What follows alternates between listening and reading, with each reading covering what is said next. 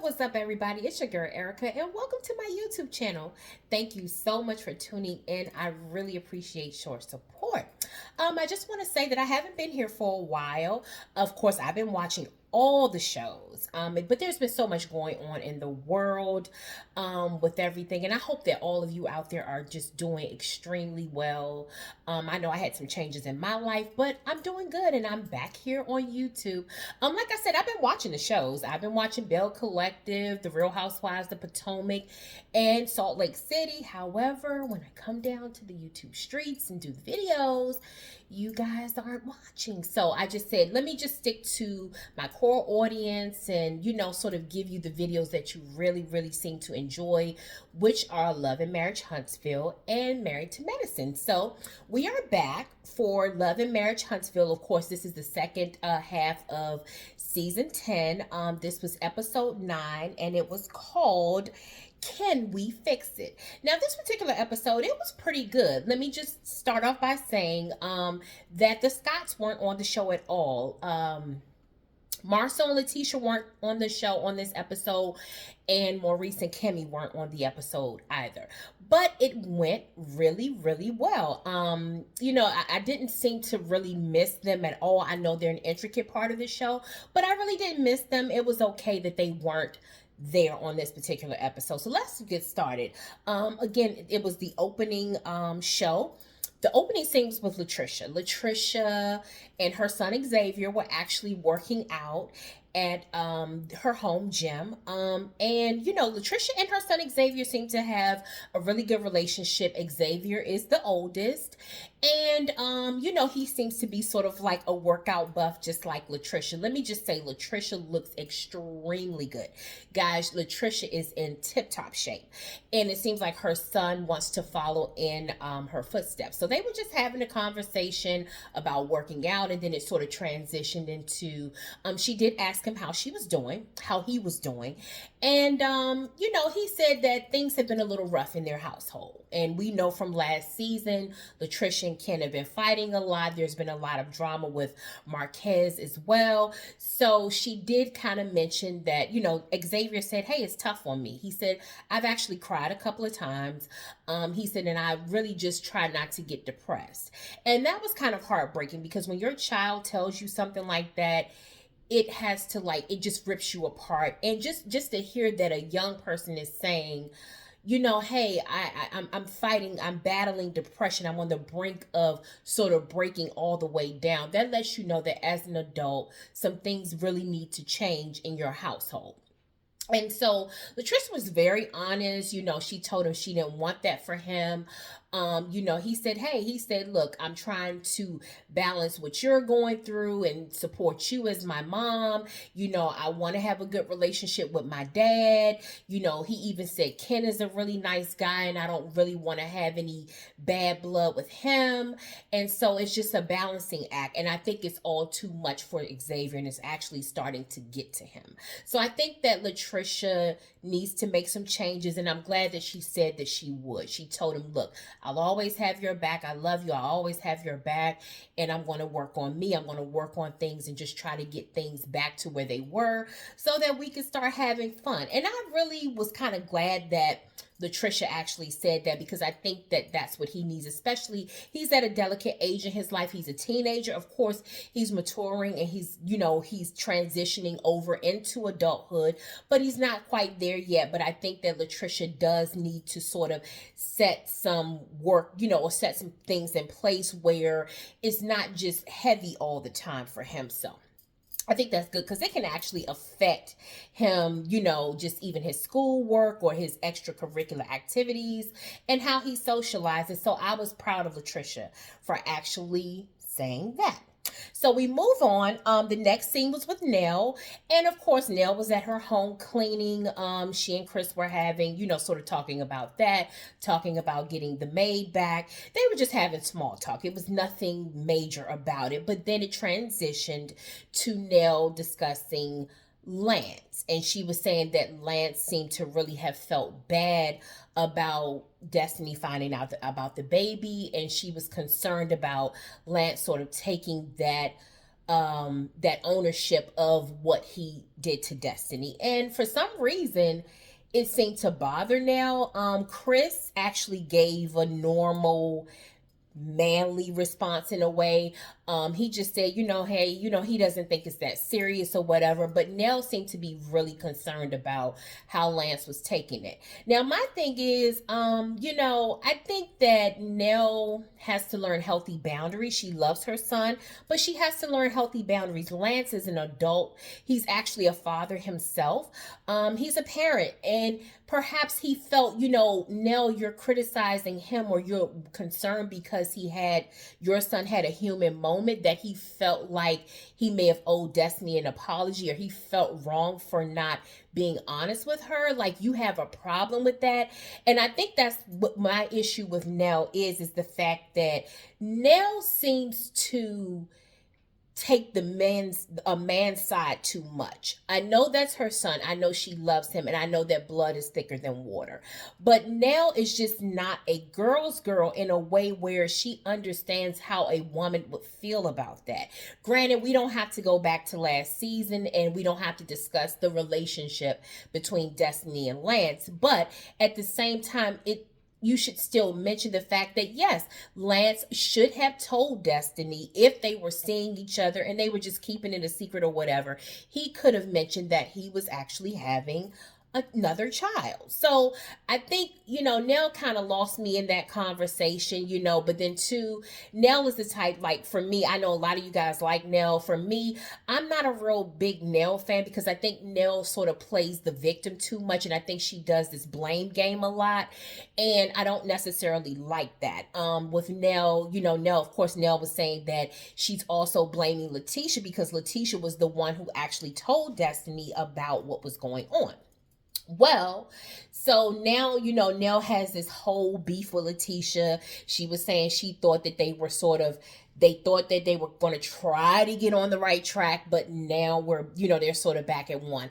And I just don't want to go through the second half of this season seeing them continue to beef about Lance and this whole baby thing. And I just don't want to see that. Maybe you guys do, maybe you guys are cool with that. Tell me what you think about it. But for me, I really don't want to see that. So, but that was really the gist of their conversation. It was not a whole lot of meat in it. It was just about Lance and Destiny, which leads me to my next scene. Destiny met up with Twan. As we all know, Twan and Lance are friends and they call each other god brothers. Twan actually met up with Destiny. It was supposed to be like a business luncheon. Destiny said she wanted to use Twan in the future for some of her other events. I don't really know exactly what event she's talking about. Maybe we'll see it later on down the road. I'm not sure. But she wanted to use Twan for an event. He said that he would definitely do it for her. Somehow they got into the conversation about how they were attracted to each other. And you can tell that there are some sparks there. Sometimes people do have a natural attraction to each other. And you can tell that Destiny and Twan are attracted to each other. It's not one-sided. It's not just Destiny. It is him too. He is a man, and he does recognize that Destiny is a beautiful woman, and he told her that. He did tell her, of course, he is close with Lance, and of course, he said that Nell had gotten on him about the whole situation, and so, it just kind of makes everything a little awkward or a little odd for them to sort of proceed forward. Of course, Twan and Lance are not blood brothers. They're really not connected by family. They just sort of call each other god brothers, but I know that there is, you should have mutual respect for your friends. You shouldn't cross certain lines. There are boundaries that you should have even in your friendship. So I get that. I'm not saying that Destiny and Twan should get together or, sort of link up or anything like that. But at the end of the day, if they were to do it, it really is their business. It is nobody's business, and Nell and Lance and the likes have to stay out of it. So that was pretty much the end. The only thing I didn't like about that is Destiny did mention that she's seeing other people. Destiny, you have to stop doing that. That is one of the things that I don't like that Destiny does. It's like, I understand, Destiny. I don't know if it's a protection magnet. I don't know if she's doing it to protect herself. I don't know if it's an ego thing for her or what. But I just don't think that Destiny needs to start off every conversation when she's talking to a guy by saying, hey, I'm dating other men. If you're going out with another guy and Twan just happens to call you, it is what it is. He doesn't have to know because you're not exclusive. You're not in a relationship and you don't have to let him know the moves that you're making. I am all for being honest when you're starting a relationship. If you two are agreeing or you have made an agreement to say, look, we're going to date exclusively, it's just all about us as a couple, then yes, you need to be honest about things. But if you're not exclusive, if you're not even really dating, you haven't even gone out with this person at all, why does he need to know that you are dealing with other men? He doesn't need to know, Destiny. That is your business. And of course, men are going to be men. In that sense, I'm not taking up for Twan. Twan was like, oh, absolutely, he gets it. Of course, because Twan is probably doing the exact same thing. But at the same time, Destiny is kind of like, let Twan get to know you for you. He doesn't need to get to know you based on what you do with other men. If he likes you, he likes you. He doesn't need to know that you're talking to other men. And I really like Destiny, but I just think that's like a little, I don't really care for the fact that she does that, and she does that a lot. She actually did that with Lance before too, and I'm like, Destiny, just be quiet. You don't have to say anything. So that was the gist of their conversation. Like I said, it wasn't much, and that was just it. Like I said, the actual episode, it moved along pretty quickly even without the Scotts there. It still grabbed your attention, but gave us some, it had some meat and potatoes, but at the same time, like I said, the Scotts weren't there. So we go back to a scene with Latricia. Latricia was talking to Ken. They were in their bedroom or somewhere in the house, and they had a real conversation. I think you can tell that there's a lot of tension between Ken and Latricia. She sort of asked him, where his head was at and what was going on. I can really tell that Latricia is really sad about the fact that Ken is sort of pulling away from her. As women, we can tell those things. And I think as adults, I would just say in any relationship, because I'm just speaking for myself as a woman, but as adults, you can tell when you're in a relationship with someone and that person is sort of pulling back from you. And I think that's what Latricia is feeling, and I can tell that she's somewhat sad about it. But she didn't say anything. Ken just let it all out. He said, look, I'm tired of this. He said, when I'm upset or something's going on with me, I still make sure that you're good, the kids are good. But when you're upset, it's like all hell breaks loose. When the kids are upset, it's like no one cares about me. He basically even said, like, if you're angry or if there's something going on with the kids, I won't even have food to eat. And he said something has to change because he said, I have thought about leaving. And he said, I don't want to be here like this. He said, it's been 3 years. It's been long enough. And he said, I'm not going to even go another 6 months like this. So he told her that she needs to get counseling and she needs to really make sure that she wants him there, because if not, I think Ken is ready to bounce. And I think it was good because I think it's a wake-up call for Latricia. I think she does need to handle herself. Ken is a man. He can deal with his own issues and emotions as well. But I think that Latricia does need to address some of her issues because they are perhaps getting in the way of, what's going on with her. And so I thought that was a good conversation, and I was happy that they kind of went there. So again, the next scene, it was just a quick scene. Nell was at her daycare, and of course Chris was there. Lance was there doing some work. He was doing like some painting and some upgrades to her daycare. Well, in comes Martell. He said he was just in the neighborhood, but he stopped by and he was talking about, he's sort of finishing up the investment property. He mentioned that Ariana's going to move in for sure, and so he's finishing up everything there. And they were just having a friendly conversation. You can tell that Martell does talk to Nell and Chris quite a bit. Of course, Nell is definitely pro Martell, despite what she may say. She's definitely like pro Martell. So anyway, Martell was sort of telling them about his conversation with Marceau from last season. And Chris was like, "Oh, you took my advice." And he said, "Yeah." He said the conversation went really well. He said, "Can you believe I out talked Marceau?"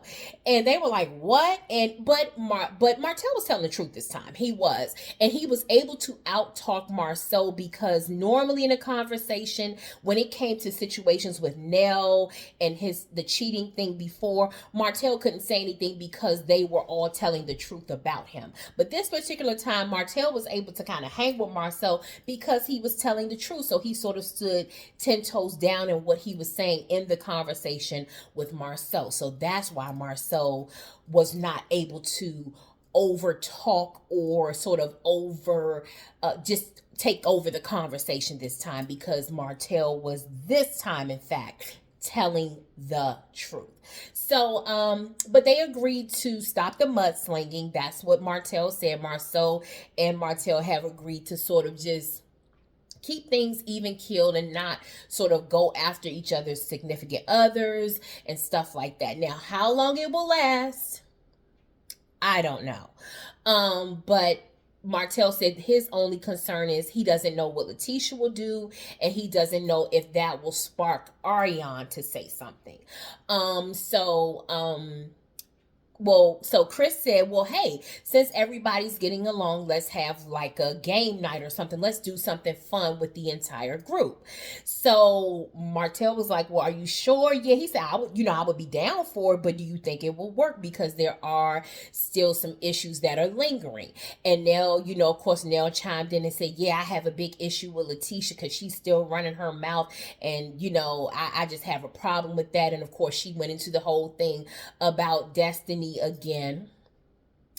And I just thought to myself, this is old. This needs to be addressed, and they need to put the lid on this, for real, for real. Like, put the lid on it, let it go. Like, okay, the baby is here. The baby's doing okay. Lance and Destiny have had their conversation. Letitia told Destiny. We know Letitia told Destiny. So what? I mean, it's over and it's done with. So I don't even really know why Nell is just really like holding on to this forever, But I know it just gives her something to talk about, because otherwise we wouldn't really have anything else from Nell and Chris. So we'll just take it for what it is. That's what it is. So anyway, that was the gist of that conversation. Martell was like, "I gotta go. I got business to handle. I got people to see, things to do." So that was the end of that scene. So Latricia in the final scene met with Dr. Francis.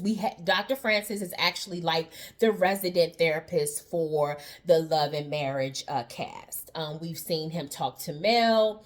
We've seen him talk to Martell. We've seen him talk to Letitia, Marceau.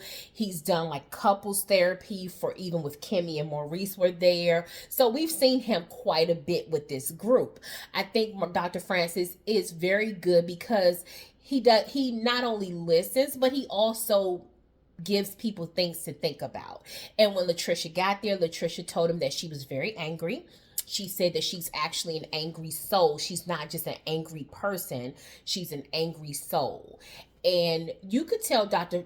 Francis was really concerned about what she was saying. As a matter of fact, I could tell that there was something that really resonated with him and connected with him, because Dr. Francis kind of had tears in his eyes. I've seen him, he seems to be very nice and very polite, but I've never seen him sort of look or sort of get emotionally involved with what's being said. But it looks as though he seemed to really took to her. So he told her, she was explaining everything. She said her parents died suddenly, and then her sister. And she also said she was very close to her father. Her father was the first one to pass away. And she was saying that, basically her father was very tough. He was a do as I say, not as I do type person. And Dr. Francis even said, "Well, perhaps you're like your father more than you think." So Latricia went on to just say that she's trying to hold the family together. Everyone comes to her for everything. And he was sort of letting her know that, they come to you, but basically you're you're the one that people come to, but at the same time, you, number one, need support. And also maybe that anger and sort of that disciplinarian that your father was is sort of coming out in you. So he was asking her, what does she do with her anger? She says she goes to the gym 7 days a week. And of course, it's evident because she looks amazing. But he was telling her, like, okay, physically, you're working it out, or so it goes from mental to physical. So, but what happens when you're not working out, because that energy or whatever it's on your mind or that anger is still there. And he told her, he said that she acts out her bitterness in the gym. And I thought that was like just spot on, like she's in there working it out, but it's still resonating with her and she's not really getting the healing that she needs. And he told her, he said, it's okay to be soft. It's okay to grieve. He said it takes strength to even grieve. It takes strength to even show vulnerability. And I love that Dr. Francis said that, because I think people oftentimes they mistaken your vulnerability or your sensitivity for weakness. It actually, you're being strong because you're not concerned about what other people think. Sometimes when you're trying to hold everything in and hold everything back, you're actually not being strong, because you're more concerned about, it's your ego there. You're more concerned about what people are going to say and what they're going to think, or making sure that they don't get the best of you, and you're not really getting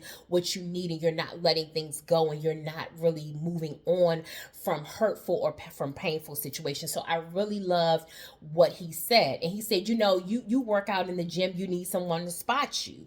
And she said, I thought I had a spotter. She said, in my ex-husband, she said, but he ended up putting all the weight on me. And so she says, I'm trying to carry the weight for my children as well as my other family members. And really, she's not allowing Ken to love her in the manner in which she should allow him to. And so Dr. Francis said that's something that you definitely need to work on going forward. If you want to be a healthy individual, if you want to be okay, if you want to be happy, you're going to have to allow other people you're going to have to learn how to lean on other people, and you're going to learn how to you have to learn how to be vulnerable. And that was like the gist of it. Like, even just Latricia sitting there, you could see her going through the emotion. She wanted to really let it out. She couldn't control it. It came out anyway, but she was still afraid of letting go of too much and just saying, I'm in pain, I'm hurting, I'm scared, because she is afraid of losing people. She is afraid, and that's what she's going to do. She says, I'm afraid of losing people, but she's pushing Ken away. She's angry with the world, and that is not the way to live. You can be physically healthy and you can be in shape and just be physically fit, but when you have mental and emotional stuff on you too, that can take its toll on your body, and that it will manifest itself in your body some kind of way too. So I hope Trisha got it. Excuse me. Like I said, it was a really good episode. I liked it. It flowed. There was nothing missing from the episode, although the Scotts weren't there. So hey, we'll see what happens next. It looks like it's going to be a very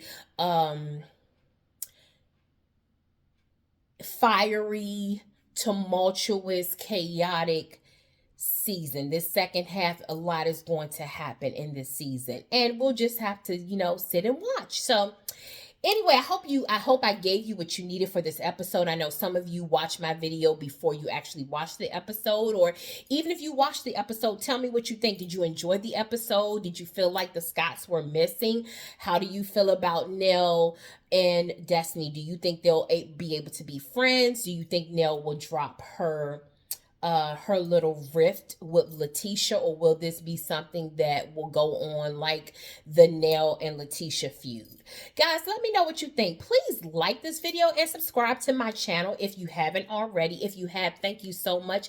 And please, like I said, to share the video. I know a lot of people watch Love and Marriage Huntsville and they don't get a chance to watch it. So just share my video as well.